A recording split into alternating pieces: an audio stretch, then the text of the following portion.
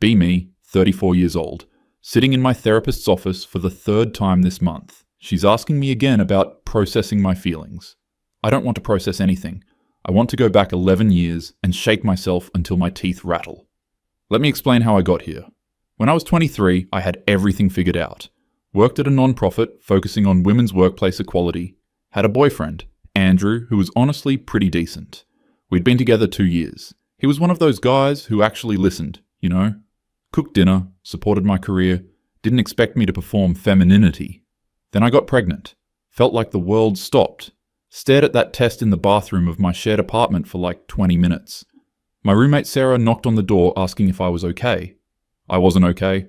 I was furious. Not at Andrew, at biology, at the cosmic joke that only women have to deal with this.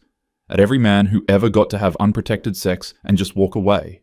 At the entire structure that makes pregnancy a woman's problem, told Andrew that night. He was quiet for a long time. Then he said, "Okay, what do you want to do? Not, we should keep it. Not, let me tell you what I think. Just what do you want?" I told him I was getting an abortion. He nodded, asked if I wanted him to come with me. I said yes. He took off work, drove me there, held my hand in the waiting room. But here's the thing. The whole time I wasn't thinking about whether I wanted kids someday. I was thinking about principles, about how motherhood is used to trap women, about how every woman I knew who had kids saw her career stall. About my own mother, who was brilliant and ended up managing a household instead of the career she wanted. I'd spent years watching women in my office get passed over after maternity leave, watched them come back exhausted, pumping in bathroom stalls, watched them slowly fade from the ambitious people they were, watched the men get promoted while the women got mommy tracked. At the non-profit, I met so many women with stories. Women who were forced into motherhood, women who lost themselves, women who were just expected to sacrifice everything. Their bodies, careers, dreams, identities. All for a biological function they didn't choose. I'd read all the theory, sat in so many meetings talking about reproductive labor, about how capitalism depends on women's unpaid domestic work, about how the nuclear family structure serves patriarchy, about how motherhood under current conditions is inherently oppressive. So when I was in that position myself, there was only one answer that made sense. I wasn't going to be another woman who gave up everything. I wasn't going to let biology dictate my life path. I wasn't going to participate in the system. The abortion itself was fine. I mean physically uncomfortable, but nothing terrible.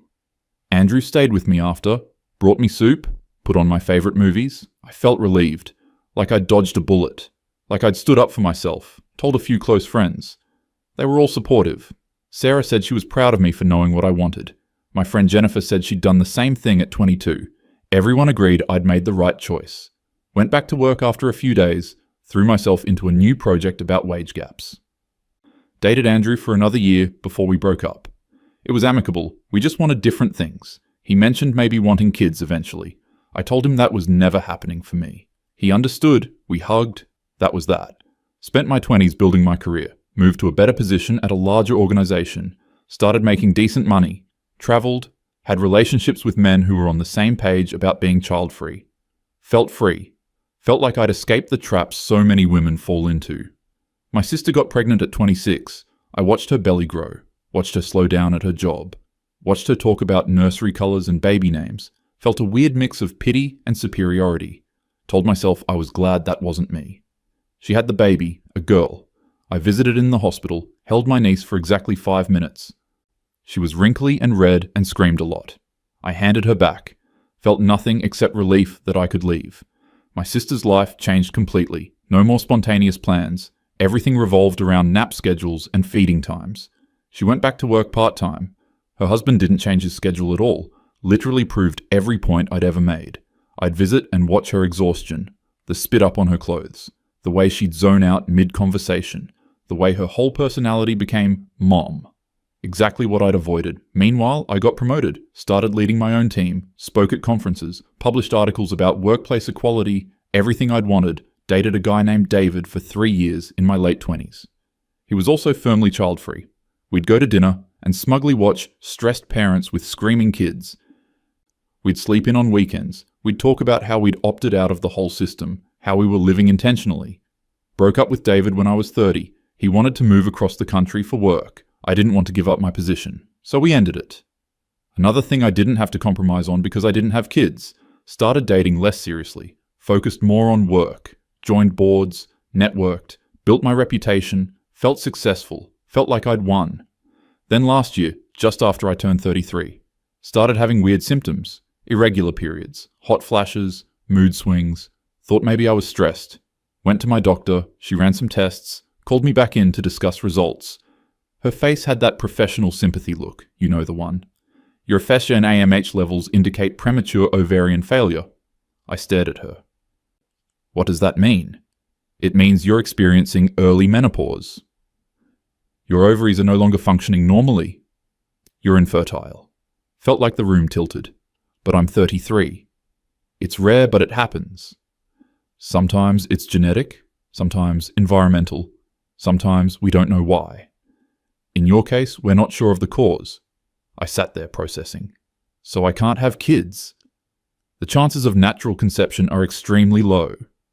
Even with IVF, the success rates would be minimal. You'd likely need donor eggs if you wanted to pursue pregnancy. I left that appointment in a daze, sat in my car for an hour, told myself it didn't matter. I never wanted kids anyway. This changed nothing, but something felt different, like a door had been opened and now it was locked. Before it was my choice, now it wasn't. Tried to ignore it. Went back to work, told no one, kept going to meetings, writing emails, managing my team. But something was shifting inside. Started noticing pregnant women everywhere. On the subway, in coffee shops, walking down the street. Felt this weird ache in my chest. My sister had a second baby, another girl. I held this one longer, studied her tiny fingers, her perfect little ears, felt something crack inside me. My niece from before was now 6. She drew me a picture of us together. 2 stick figures holding hands. Wrote Auntie in wobbly letters. I cried in my car after that visit, started thinking about the abortion, something I hadn't really thought about in years. Did the math. That child would be 10 now, would be in elementary school, would be drawing me pictures, would be calling me mom. Told myself to stop. I'd made the right choice. I hadn't wanted to be a mother. I'd wanted my career. I had my career. So why did I feel like this?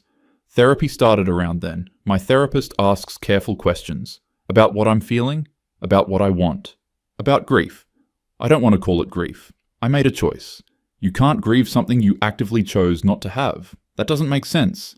But then why do I cry when I'm alone? Why do I scroll through photos of my nieces? Why did I start following all these mum accounts online? Why do I feel this emptiness? One day my sister asked if I wanted to babysit. I said yes immediately, spent the whole day with my nieces, read them books, played pretend, made them lunch. They fought over who got to sit in my lap. When my sister picked them up, the apartment felt so quiet, so empty. I sat on the couch and sobbed. Started thinking more about the math. If I'd kept that pregnancy, I'd have a 10-year-old. If I'd gotten pregnant at 25, I'd have an 8-year-old. At 27, a 6-year-old. At 29, a 4-year-old. I'd had so many years.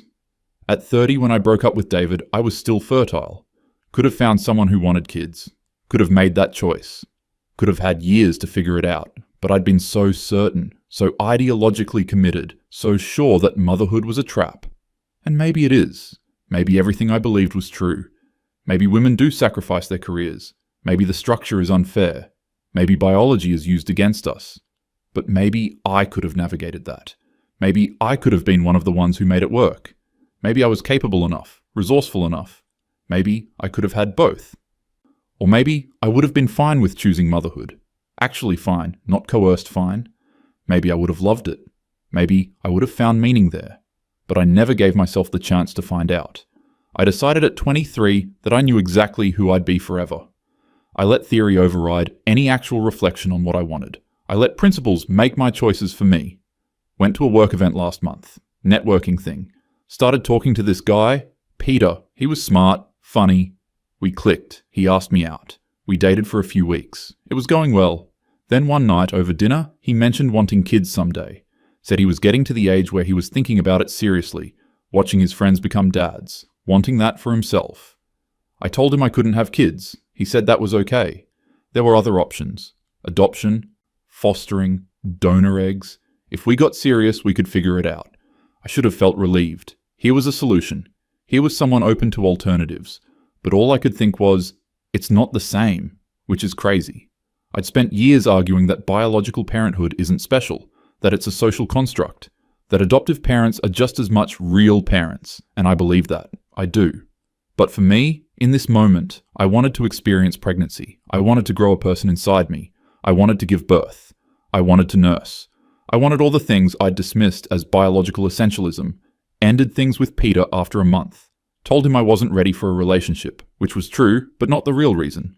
The real reason was I couldn't stand looking at him and thinking about what I couldn't give him. Had a session with my therapist where I finally broke down. Told her everything. About the abortion. About my beliefs. About my certainty. About my infertility. About the regret eating me alive. "Do you think you made the wrong choice?" she asked. I wanted to say yes. I wanted to say I'd ruined my life, but it was more complicated. I think I made the only choice I could make with who I was then. I was so sure that wanting motherhood meant weakness, meant giving in, meant betraying everything I believed. And now I think I was so busy fighting the system that I didn't think about what I actually wanted. I let ideology make my decisions. I was so afraid of being trapped that I trapped myself differently. She nodded. "What would you say to your 23-year-old self?" I thought about it. I'd tell her that fighting oppressive structures and wanting to be a mother aren't mutually exclusive. I'd tell her that she can acknowledge the problems with how motherhood functions under patriarchy and still choose it. I'd tell her that sometimes the radical choice isn't the obvious one. I'd tell her to actually think about what she wants, not what she should want. Would she listen? I laughed bitterly. No. She'd think I was brainwashed. She'd think I'd internalized patriarchy. She'd think I was a traitor to women. She'd pity me. And that's the thing, the worst part. 23-year-old me would be disgusted by current me, would see my regret as proof that I was weak, that I'd bought into the biological imperative narrative, that I'd let myself be conditioned. She wouldn't see that maybe, just maybe.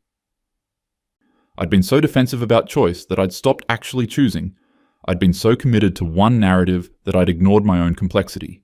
My sister came over last week, brought the girls. We sat in my living room while they played. She knows about the infertility now. She was kind about it. Didn't say, "I told you so," even though she could have. "Do you ever regret it?" I asked her. "Having kids?" She thought about it. "Sometimes I miss my old life. The freedom, the simplicity. But no, I don't regret them, even with all the hard parts." "But your career?" She shrugged. "I have a career. It's not the one I thought I'd have. But I'm happy. I know you think I settled, but I didn't. I chose this. And the thing is, I'd never believed her before. Always thought she was making excuses. Convincing herself she was happy with less. But looking at her now, watching her with her daughters, I saw something I'd missed. She was happy. Genuinely, actually happy.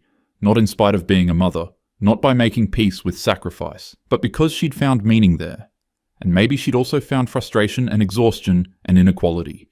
Maybe she dealt with all the systemic problems I'd identified, but she'd decided it was worth it. She'd made an actual choice, not a theoretical one. One of my nieces climbed into my lap. "Auntie, why are you sad?" I didn't know I was crying. "I'm not sad, sweetie." "You look sad." She hugged me. Little 6-year-old arms around my neck. Completely unself-conscious affection. And I realized, this is what I missed. Not motherhood in the abstract, not the theoretical experience, but this. This specific human connection. This particular love.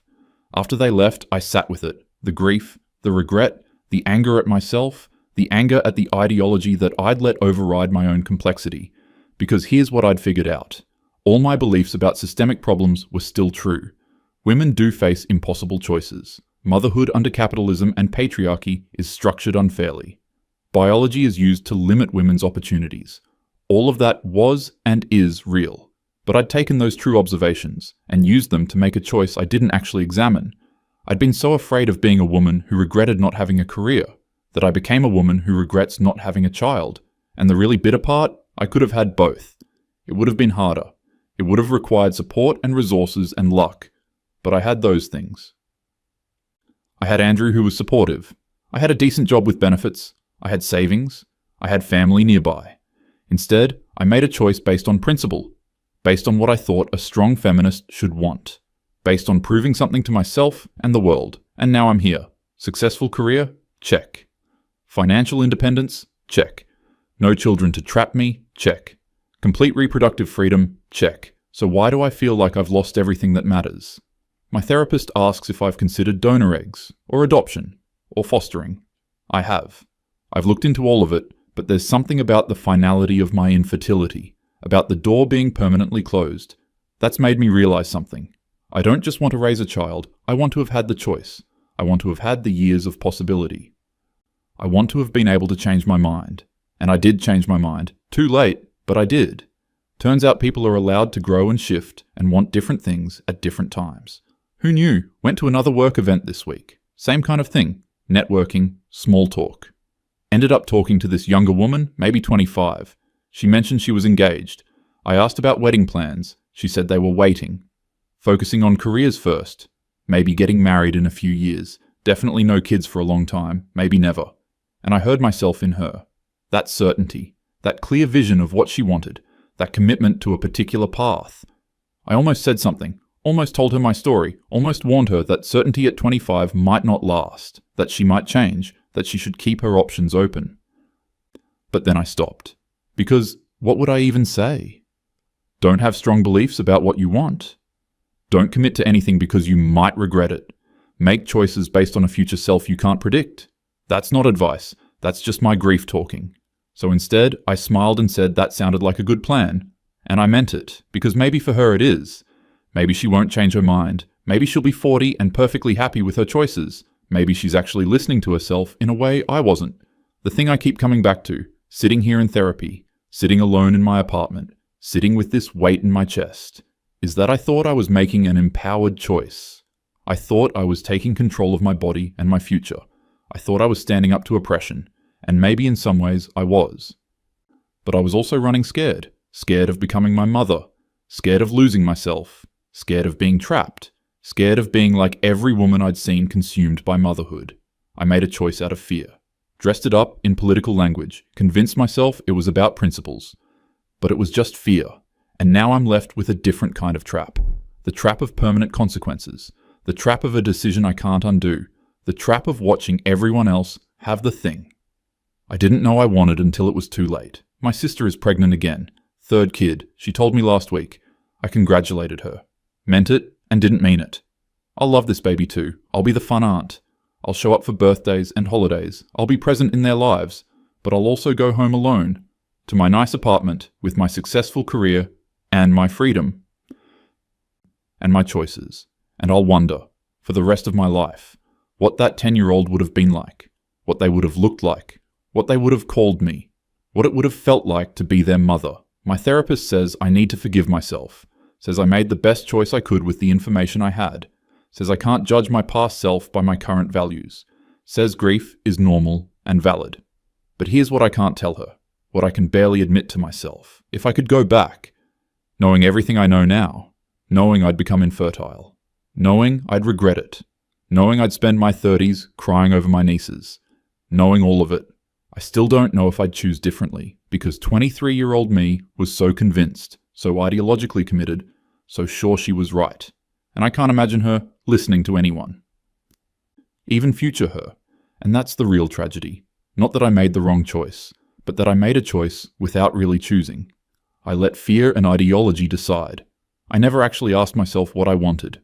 And now, I'm here, 34 years old, infertile, successful, free, and so fucking empty, sitting in my therapist's office. She's asking what I want to work on today. I want to say inventing time travel. I want to say acceptance. I want to say moving forward.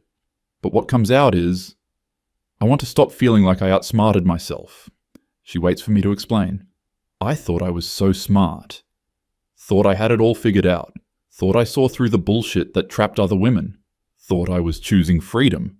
And instead, I just chose a different cage. One where I'm free to do everything except the one thing I actually want. She nods, writes something down, asks how that feels to acknowledge. It feels like losing, like being beaten by my own younger self, like having all my certainty weaponized against me, like the universe's cruelest joke. But I don't say that. I just shrug. Say, it is what it is. Schedule my next appointment. Walk out into the bright afternoon. See a woman with a stroller. Feel that familiar ache. Keep walking. This is my life now. Successful, free, and full of regret. Everything I thought I wanted. Nothing I actually need. And the worst part? Somewhere out there is a 23-year-old woman, sitting in a clinic, making the same choice I made, for the same reasons, with the same certainty. And I can't warn her, can't tell her to really think about it. Can't tell her that ideology isn't the same as desire. Can't tell her that she might change. Because if I did, I'd be exactly what I hated at 23. Another voice trying to control women's choices. Another person pushing an agenda. Another obstacle to autonomy, so I stay silent, live with my choices, watch my nieces grow, succeed at work, date occasionally, exist in this strange half-life, where I got everything I fought for and lost everything I didn't know I wanted, until it was already gone.